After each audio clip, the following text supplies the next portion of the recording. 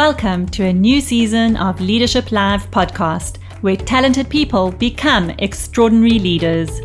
I'm Daphne Horowitz, and I'm here to help you cut through the noise and talk about real leadership issues. Down to earth, solid, caring and confident leadership. No theory, no pie in the sky, no frills or fluff. Because this is what the world needs most right now. For you to lead with confidence, clarity and impact, so that you can build a business that builds people, grows profit, and makes a difference. Today, I'm really excited to be speaking with Gideon Galloway. The insurance industry knows him as the CEO of King Price, the first and only insurer brave enough to offer decreasing premiums. We talk about that. And while that's true, there is more to it than that. And in today's episode, we get an inside look at what Gideon's doing, how he's running his business, how he got to found his own insurance company, and where he's headed going from here. We covered many exciting and interesting topics, like starting a business out of the frustrations born from bureaucratic cultures, the importance of having a purpose both personally and as an organization, how to build a fun and exciting culture and doing the opposite of what's expected, paying employees a quitting bonus, and being the king with a small K. And we also talked about beer, lots and lots of beer. Gideon can be serious when he needs to be, but most of the time he lives life with purpose, passion, and hard work, and he really does make it a lot of fun. It's incredible to see what he's created, and I'm looking forward to seeing what more is to come because there's lots of plans to expand and go global. So tune in to today's episode and enjoy this fun episode of Leadership Live. And as always, for great leadership resources and information about our events and programs, head on to my website at daphneHorowitz.com. Grab yourself a copy of my book, Weekly Habits for Extraordinary Leaders. It's available on Amazon, and your support means so much to me. So if you've enjoyed the book, leave a review, leave a rating. I really do take a lot of comfort and support from that. And if you want to be a confident and inspiring CEO with a winning team rallied behind you, then ask me about our extraordinary CEO process, which we are busy launching and running with incredible success. So reach out, let us know who you are and how much you want to be extraordinary. And if you enjoy listening to Leadership Live, please do leave a review and share it with a friend. So I'm really excited to have you on the show today, Gideon. Thank you so much for joining me and making the time. I have to say that I was just totally inspired. You came onto my radar. I think it started with the advertisements on LinkedIn. You're the CEO of King Price Insurance, and you do things really, really differently. So I read about you, and I know that you've started many businesses, I think about 14, of which 3 were successful. But where did the idea to start an insurance company come from? And also to do it in this way, where you've really turned the culture of what regular insurance companies look like, you've turned it on its head. So where did that idea originate? How did you get into? Tell us a bit about your journey. Okay, so I think I worked my corporate career. I started as a programmer at an insurance company. Okay. And that's where I really saw the impact that financial services can make and how big an insurance company could look like. And later left them and then started an IT business and an advertising agency. But I at one stage in my life sat down and said, do I want to have the biggest ad agency in South Africa, for example? And the numbers just don't get to the size that insurance companies can do. So, and it's not about size, it's to make an impact. And I thought, if I'm going to spend the time, putting my life energy into this business, it needs to move the needle. And although I love advertising, and that's probably more my passion, insurance is really what can make a bigger difference if you do it right. And it's and I'm just gonna pause you there for a moment, because I think what you've done is you've taken that world of advertising, which you love, and you've combined it with the insurance industry, because you are the face of King Price. I mean, that's for sure. We see you all over the show. So, yeah, so carry on.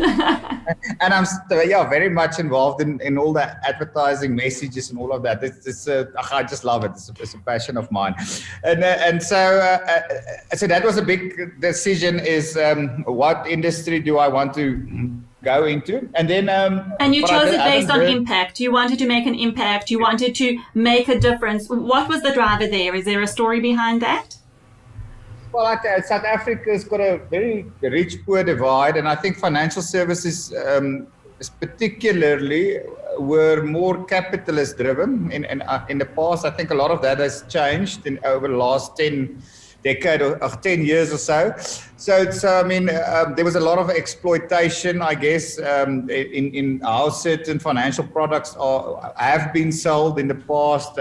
People generally have products and they didn't even know they have, or so there was just a big part of me that wanted to redeem a bit of of financial services offerings in South Africa, and we always said we want to make a global impact. We're slowly getting there. We can discuss that a bit later. We're going to Europe now, but amazing. Just starting from a South African point of view was to give back.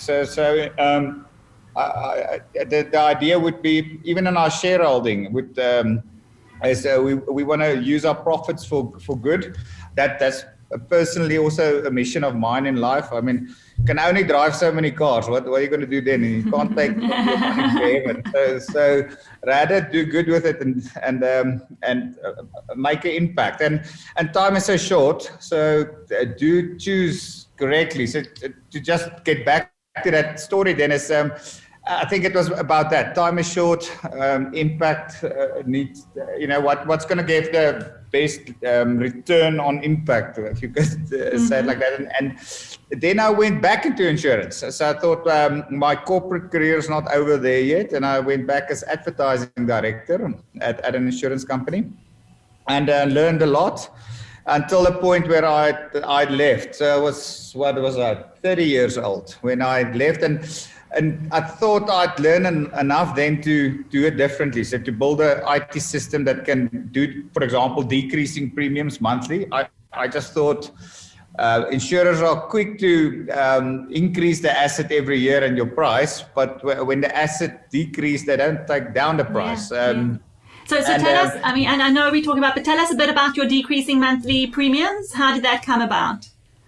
Well, cars in general loses value every month. So, I mean, if you have a 2-year-old car and you write it off, the insurer will replace it for you. They're not buying you a new one. There are products that does cover you for a new one, but I mean, your general comprehensive product is they put you in the same position as which you were before the accident. So, and I mean, so a car depreciates, especially new ones. And then why not take your premium down on a monthly basis? So in South Africa, we've got monthly premiums. Yeah. And I just thought that is just fair to do. Because and if you have a building that appreciates in value, then that should go up. And all insurers generally do that. So to reflect the value. Yeah. Okay, so going back to your journey, did you have the seed of creating an insurance company was planted in your mind from the very beginning while you were working in these insurance companies? Did you always know that you wanted to? Well, I initially didn't think I wanted to start it myself, to be honest. I just wanted to influence a company that could do good. Later on, I just got stuck in a corporate career, and it frustrated the living daylights out of me. Tell us some of what were your top frustrations? I think that's cool to hear. IT development always takes far too long. So, I wanted to launch an e-insurer, and I think the spec was 4 years. And I said, really? I mean, come on. And so that, and bureaucracy, so red tape. It's just, so especially when it gets big, bureaucracy takes over, and it's more a political game and egos than really making an impact. And I guess the company that I worked for wasn't really there to make a difference. So have you changed those frustrations in your own company? Yeah, definitely. I mean, so there's lots of dress code for one. Meetings. I've got one management meeting a month, so we make decisions fast, real-time statistics. There's lots of things that I try to remove the red tape and bottlenecks to move quick, have momentum, and people can make mistakes. So I don't mind that. It's just don't be lazy and don't make too many mistakes. Learn from them. Okay. So there's many of those, and then I guess because you work in a financial services sector, you're regulated, all of those things. You need governance. And that's where governance shouldn't dictate the business entrepreneurial spirit. So obviously those things must be in place. To give you an idea, our HR policy is one page. So probably two. So we've narrowed down a 50-page document to 2 pages, and it complies, and it's wonderful, and it works. For example, we've got unlimited leave. You don't even have to put in leave, and it works unbelievably well. Everyone has unlimited, every single employee in the business? No, so it's management upwards, and we're trying to make the net wider and wider. And I guess in this COVID situation, because everybody worked from home, I guess it really becomes a possibility. It becomes very fluid. Fluid. So we might as well do that. The big problem we have here is call center scheduling. Yes. So when clients, for example, if there's a hailstorm and there's an influx of clients on the phone, then people need to man it. It's not like, and you need to schedule it. So it's a bit difficult in the call center at this stage. But anywhere outside the call center, yes, it would apply. So yeah, that's amazing. So I want to hear more about the culture, but I actually still want to go. So where was the seed of the idea born? When was that moment that you decided, okay, I'm going to open an insurance, I'm going to found an insurance company, and I'm going to do it in this particular way? Yeah, so I guess that's when, so we were at a breakaway session in my previous company, which I was on the board. And we designed, I think that it was still 2005, and we designed the company of 2015. And I realized after this 2-day brainstorm session, everything's just back to normal. Nothing will change in 10 years in this company. And I think that was when I realized, and then I was far younger than my peers. So I mean, mostly they were 15 to 20 years older than me. So I'm this young little brat at that stage. But I just realized this. I need to make a decision now in my life and take the risk. And what I always said was, even if it weren't successful, then at least I tried.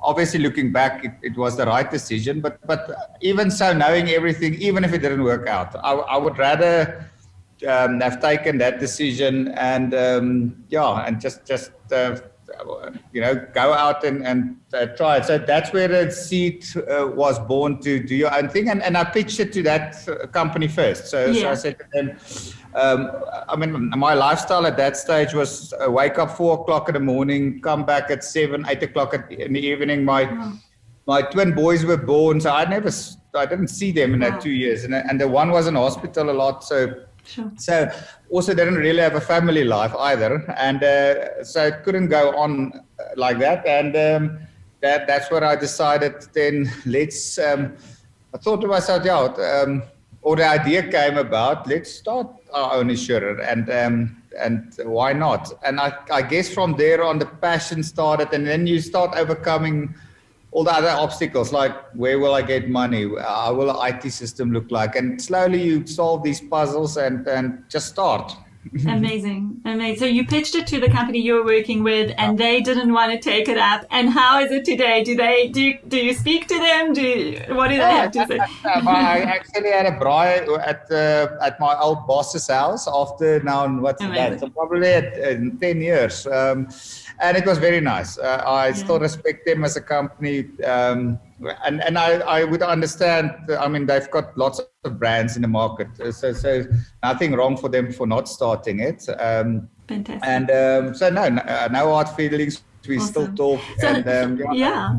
So Gideon, I'm hearing it was driven by frustration. It was driven by the need for innovation and doing something different, by the desire to really have an impact and not just, keep doing the same things because that's how it's always done. And you went ahead and did this thing. And actually, it sounds like quite a challenging time in your personal life when you were having your twins were just born and one of them needed, it sounds like, a little bit more attention. So how did you manage it all, and what helped you take that risk? Because I'm thinking there might be a lot of people out there who think, I know there's a thinking that we can't do it now because my babies are just born, or I can't do it now because I've got this challenge, or I can't do it now. How did you overcome that? Are you a natural risk taker, or what was going on for you then? Yeah, that's a good question. I never sat down and really thought about that, but I can tell you a bit about my personality. So I love change and I like risk. I've read so many books. Don't expect a reward without risk. So with risk comes reward. So if you like to be safe and all of that, then don't have these other expectations then either. Yeah. And I guess my life changed. So from school went to varsity, being in a hostel, kind of was in a wild world on my own. So you learned how to be independent, go for things from a very young age. Yeah, and I guess then after that is I went to a church camp and gave my heart to God. And I think that was 23. I was still a waiter before that as well. But I think for the first time I saw my purpose, why I was put here on earth. So it was literally in a weekend, for the first time you look at yourself through God's eyes, I guess. That's probably the best way to describe it. And I just had this unnatural fire in me to go and work my ass off, to say that honest and not stop. And people kind of know that about me. I really am a little bit of a workaholic. I do have fun as well, but hard work really does matter. Donald Trump, no, I'm not a Donald Trump fan, but back in the days, listen to his CDs. So what that guy does in one day is unbelievable. I mean, he does the job. I mean, how fast he has meetings and make decisions. I mean, it's like 20 other people. And then you ask why, why does he get that far? And not talking about Donald Trump, I'm just saying hard work makes the approach to how you do whatever it is that you do. So what I love about what you said is twice already you've brought out the whole connection to purpose. So where your business is built on a connection to purpose, and it sounds like from a very young age you're already linking that. And I think that when you feel like you're on purpose, when you have this feeling that you are put on this earth for a specific reason and that you're living it out, then the passion and the hard work out of that doesn't even feel so much like hard work, because you're driven by something that is bigger and more important than that. So exactly that. 100%. Yeah. So I think you don't get tired when it's passionate and what you love, what you do. But I mean, I don't always love what I do, but I guess if there's light at the end of the tunnel and you have that passion, then it carries you through everything else. So you're 100% right. Yeah, and I think that our feelings, like when we feel tired, when we feel low energy, when we feel less than what we are capable of in terms of our potential, it usually is an indicator of something else is going on. Look deeper to see where are you on your path? Are you connecting to a sense of purpose and drive and motivation, or aren't you? And when you are connected, it feels easier, it flows more, there's more energy in the whole process. So tell us a little bit, I want to hear about the culture. What came up for you? How did you decide this is the culture I want to create? I mean, for me, there's a lot of similarity to Zappos, and I know there's other companies that have come up with all the, the no unlimited leave from Netflix. I mean, there's lots of companies that come out with these cultural elements, but not so easy always to implement, and especially when you're starting a business. So tell us about your culture, how it started, and give us a couple of stories of what are the great quirks of culture that you've got over there. Yes, culture is such a big topic. Where it started was I watched at the previous company, watched the movie Fish. That's now probably 17 years ago. I mean, I'm sure you can YouTube it. And it's a Pike Place Fish Market in Seattle. And they throw fish at each other, and they just have a lot of fun, and they make most of the sales, and they're productive, and it just looked like so much fun. And it was a time when everybody had a poster of a value and mission, vision on the wall that nobody remembered. Nothing. Like just a bunch of words on the wall. And I remember those 4 lines which they did. So I mean, choose your attitude was one good one, and I thought. And I mean, there's so many things that don't get measured. Energy, how do you measure a person's energy? There's so many things that's just far more than IQ and EQ and all of those other things. But that movie, I thought to myself, well, if a fish market can be fun to work in, why can't financial services do it? And I knocked the drywalls down. I did everything the opposite. So if they say put white noise in the call center, I put glass in the middle of the call center so the sound bounces back, which is actually that they say you shouldn't do for your client over the phone. So it made so much noise and changed the dress code, all of it, and we really had fun. But we broke all the sales records. Clients wasn't bothered. I mean, there was an energy in the room, and you can hear a smile over the phone. So if people enjoy themselves, they your client experience is the same. So I love that. I love that. I'm just going to pause it. Like, you can hear a smile over the phone. You really can hear a smile over the phone, and I can imagine that creating the energy and creating the noise actually gives more buzz in the room and makes people want to smile more, because a call center is a tough environment to work in. It's not easy to keep people motivated in a call center environment.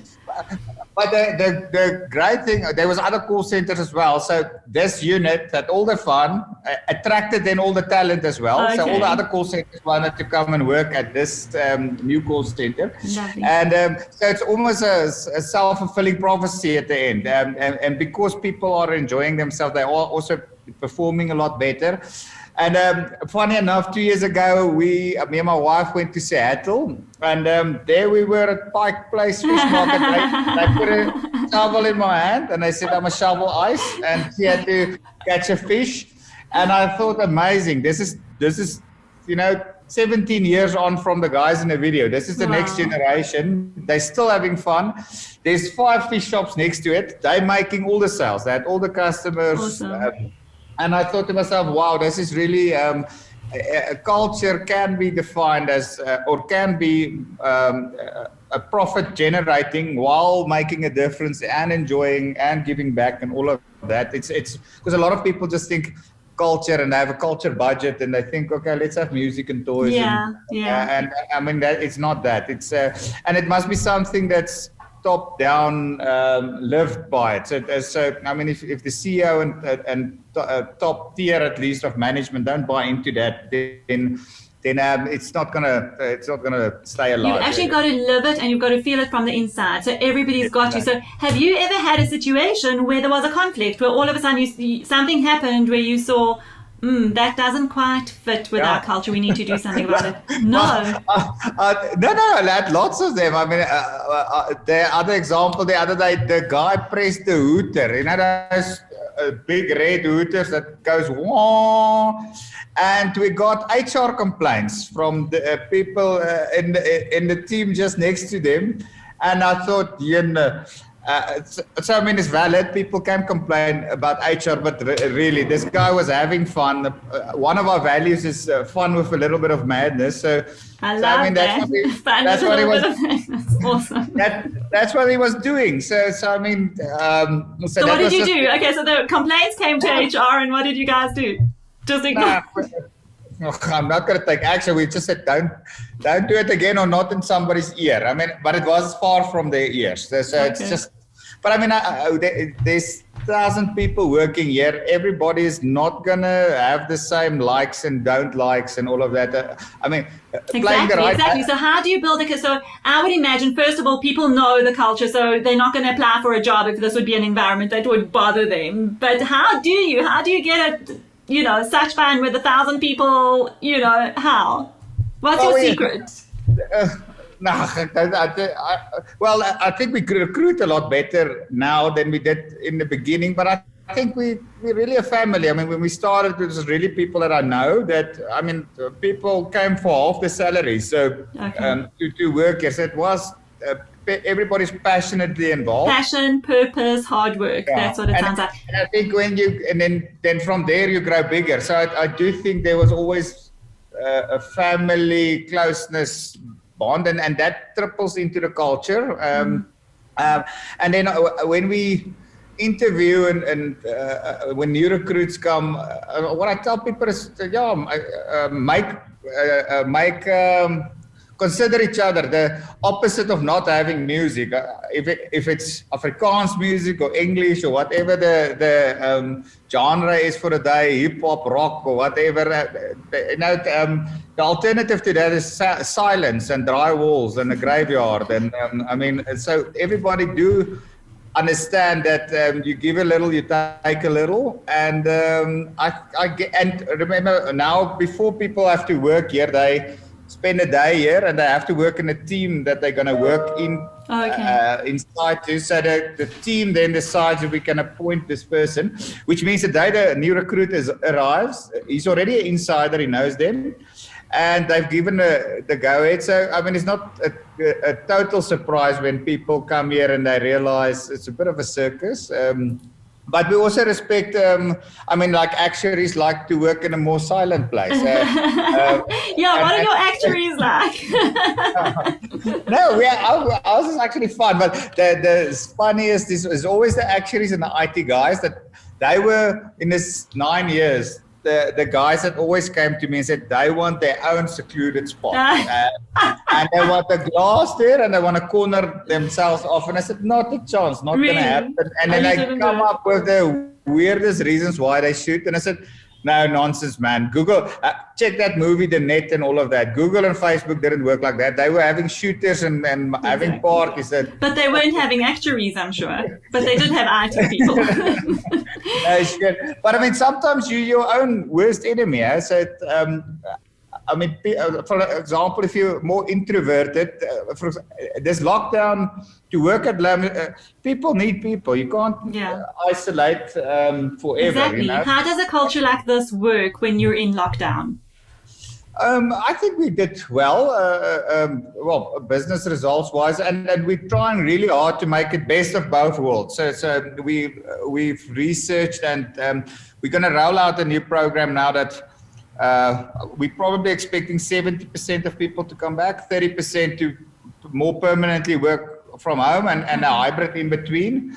But it's not to we want to make the best of both worlds. So people working from home must still be feeling part of the culture. So did you do any different things? Did you have any ideas on how to create that sense of belonging and fun, even when there was that long lockdown initially, and looks like you might be heading into another one now? I came in a lot. So Marno, he's our culture evangelist. He ran 3 programs now, which I got mixed feedback from. The one was a disaster. Apparently, they got this guy to do a team building over Zoom.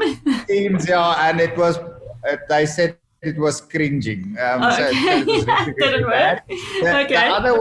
The other one was really good.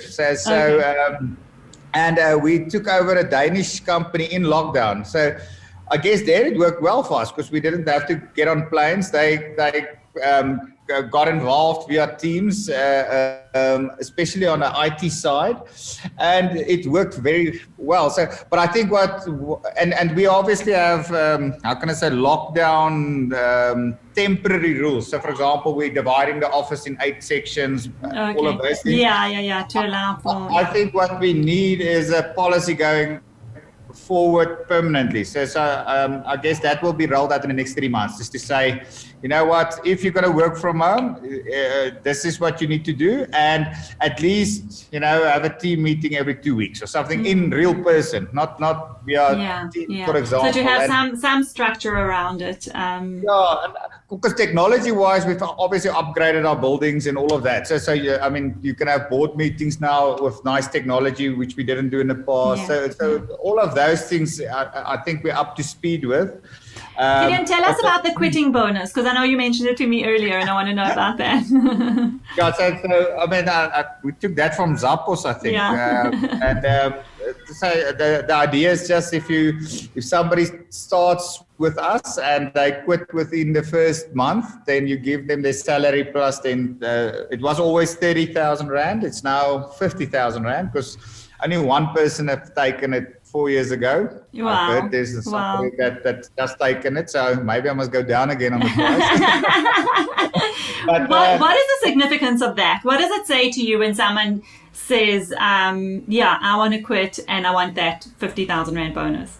So it's not for the nice PR you get. It's really about an employee that doesn't want to be here. It's going to cost you a lot more than 50,000 rand.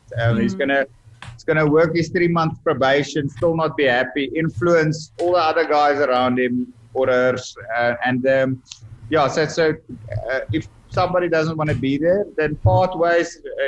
He made a mistake. We made a mistake. We're not a fit, and there's nothing wrong with that. And rather make that decision earlier than later. Yeah, because it actually does save you in the long run, for sure. And it helps people also see, can they fit into the culture or not, which is so important when you are so serious or maybe so fun about your culture, right? It's important for you. So yeah, that's awesome. That's awesome. So what's next? What's the next thing for you? Well, we've started life insurance, which from a company point of view, I think it's also a space that we can make a big difference in how it's sold and being run, maybe in South Africa and globally, but starting at least here. And then this Danish company that we acquired, we have a Europe plan. So the dream is to start in 10 countries there in the next 10 years. So wow, amazing! That's a big dream. Awesome. Yeah, and we've secured a good brand there. It's a well-known household brand. So that will be interesting how you merge the two cultures. So you've got the Danish company, which is already in existence, and you've got a team there, and merging the culture and making sure that you can have that same feeling come across. Yeah, so the Danes are very different to South Africans, and I'll give you an example. We kind of wanted to match the values that because I mean you can trim but coincidentally they came up with it themselves, and I think they've got 5 and we've got 4, so it's very very similar to and we took our posters that we showed them, and I mean, it's cartoons. So I like posters, and it's very much like a circus theme. So customer is king would be a lion, and then keeping the customer on this. But it's a cartoon, and the Danish absolutely didn't like animals. Didn't get that. And when we tell them, "Hey, it's a cartoon. It's like Disney. It's like Dumbo. It's not serious." They don't like it. We need to change it. So that's the fun part of it. But they do. Nobody have ever visited here. I mean, I'm talking from China, Singapore, the States, anywhere in the world, and didn't like what they saw. So they would, for example, our CEO there in Denmark, he loved it here, and then they would apply their local flavor to it. So it's not going to be exactly the same, but the principles are the same. I mean, you need to enjoy what you do. That's actually the point of it. For sure. So, Gideon, one more question from my side, or maybe a few more, I don't know. But I see that you refer to yourself as the king, and even your email this morning, it's scratched out, CEO, crossed out, and you are the king. What is that about? And is it just because you want to walk around the passages being called the king? Yeah, I've got an ego problem. Clearly. Do you need help with that? It was actually my marketing team that came up with it when we launched. It wasn't my idea, and I thought, okay, cool. Well, since I need to own it, and there's also a bit of promoting your business and all of that. So, but I said that one condition, it must be with a lower K. Oh, okay. I'm definitely not the king. There's only one, and definitely not me. And that kind of is part of the fun. Part of the fun. So who's the queen, Gideon? Who's the queen? There's a marketing queen here, Natalie Bissett. So she runs all the marketing and communications and all of that. So she's got that title. Yeah. What other fun titles do you have? Yeah, go ahead. No, you're going to put me on the spot. My English is very bad, but I mean, there's the jester, there's a master of coin, there's dukes, there's even hand of the king. That's my other buddy. There is some funny names, and that's part of the. You can decide your own name when you come here, and we don't put a lot of focus on titles. That's why we scratch it out. And I think Zappos have got chief entertainment officer, so I didn't want to really do that. Yeah, king with a lower K, it's fine. Oh, lovely. Well, I love that, and I love that you're making waves and you're doing things differently, and that you're like really putting your passion into it. So, Gideon, I do like to speak a lot about leadership habits, and I like to hear from the people that I speak to, what is your best habit, do you think, and what is your worst habit? Habit. Well, I generally do wake up with a smile and a joy in my heart. My wife always says that. Now, I don't know if that's a habit, but I would classify that. Everything, in my opinion, anything you do and you repeat it and it's almost automatic, that to me is a habit. So that sounds like it. And yeah, I mean, even if I'm in a bad mood, I train my mind to not be influenced by it. So I almost want to. I mean, you can fool your brain as well if you just pretend to smile. So that's true. But I think it makes sense. Yeah. And you soon forget about your own problems if you think, you know what, I need to make a difference. I'm going to influence the guy I meet now, and then you pretty much get over your self-pity and so do you ever get frustrated or aggravated? I'm sure that must happen. I mean, I'm not I'm very much fun and all of that, and but I can be just as cross. I mean, but I never take things personal. So I played a ball, not a man. So it would never. I mean, I can have the most furious argument now, and then say, "Hey, let's go for a beer," and then smile, and people would think that's weird. So I can compartmentalize it, a lot of things, and then I love family, I love traveling, I love camping, love sport, staying fit. But generally, I enjoy also spending time with people. I think business and everything is relationships, so for me, it's important that when you do have those times, that time is short. You need to make, life is just too short to squabble about indifferences and all of the other things. And your worst? You didn't tell us your worst habit. Oh, worst habit is probably I really enjoy beer. Huh? I was going to say, it's got to do with beer. I'm sure it's got something to do with beer. that would be my wife's answer to that. What else would I say? Is and my English. I really need to work on my English. Okay. That's just a learning, but I think you're doing well. Okay. What is it there that you want to know more or do more? Well, no, in terms of language, so I'm really shy. I still struggle to talk to a public. I really stress a lot. It's gotten better over the years, and I also realized that people don't want a perfect speech. They want to know that it's you. They want to know that it's authentic and genuine, and so yeah. I think that helped a lot. So the point that you can just be yourself, and I mean, and something that you have to train yourself into. And then obviously that I mean, you can't be an expert in everything. So I think when you especially like an insurance company like this, it's impossible to get to every niche. I mean, you have to trust your actuaries there and all of those things.